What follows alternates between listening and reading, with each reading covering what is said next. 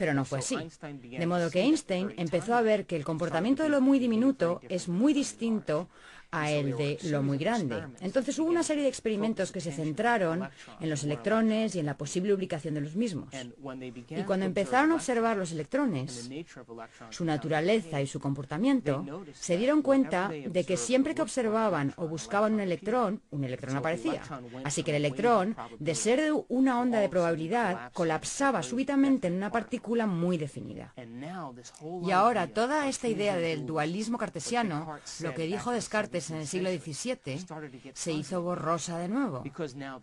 Porque ahora la persona subjetiva y la mente subjetiva empezaban a tener un efecto directo en lo muy objetivo. Y ahora la separación entre la mente y la realidad y la mente y lo objetivo empezó a integrarse otra vez. Independientemente de quién observara, ya sea que tuviera un título académico o no, su observación tenía un efecto en el campo cuántico. Y la física cuántica nació como resultado de esto. Y eso quiere decir que todos nosotros, cada persona, al margen de su credo, de su cultura, de su sexo, de su edad o de su raza, cada persona, cuando se le pide que observe algo, tiene un efecto en lo muy diminuto. Todos participamos en la naturaleza de la realidad. Ahora bien, la ciencia puede decir que la física cuántica y el observador que observa la realidad y que tiene un efecto en la realidad solo funcionan para lo muy diminuto. En otras palabras, solo lo muy pequeño responde a nuestra observación. Y tal vez la realidad funcione de manera que si nuestra observación afecta al comportamiento de las partículas subatómicas, quizá podamos encaminar la naturaleza de la realidad basándonos en nuestra propia observación. La mayoría de los físicos cuánticos dirían, no, nuestra observación solo funciona para lo muy pequeño, no para lo muy grande. Mi respuesta es que quizá somos malos observadores, quizá la observación es un arte como cualquier otra cosa, y podemos desarrollar esta idea llamada observación.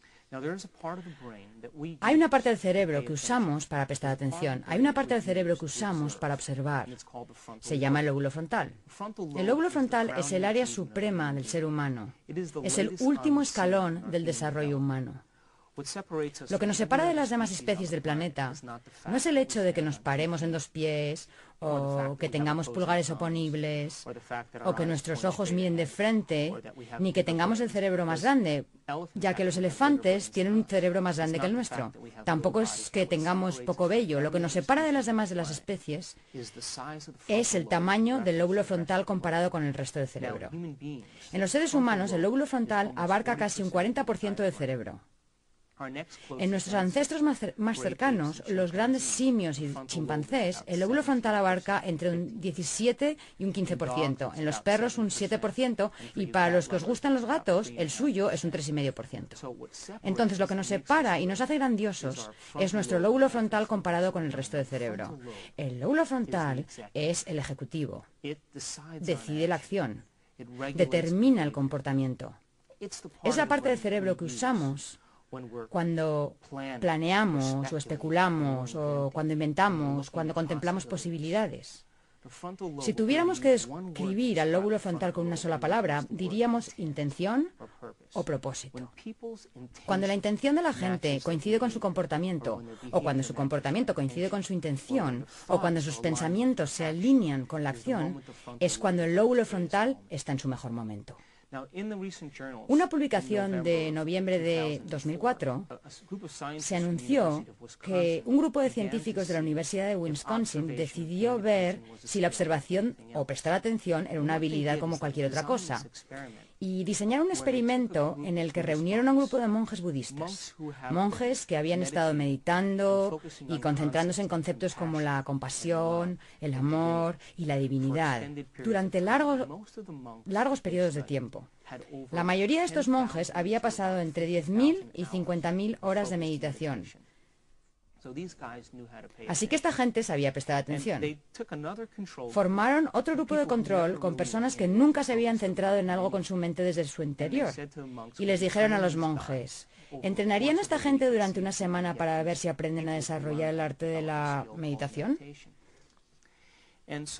Entonces, conectaron unos 256 electrodos en todo el cerebro de los monjes para medir qué tipo de actividad se registraba cuando estos monjes prestaban atención, y luego harían lo mismo con el grupo de control.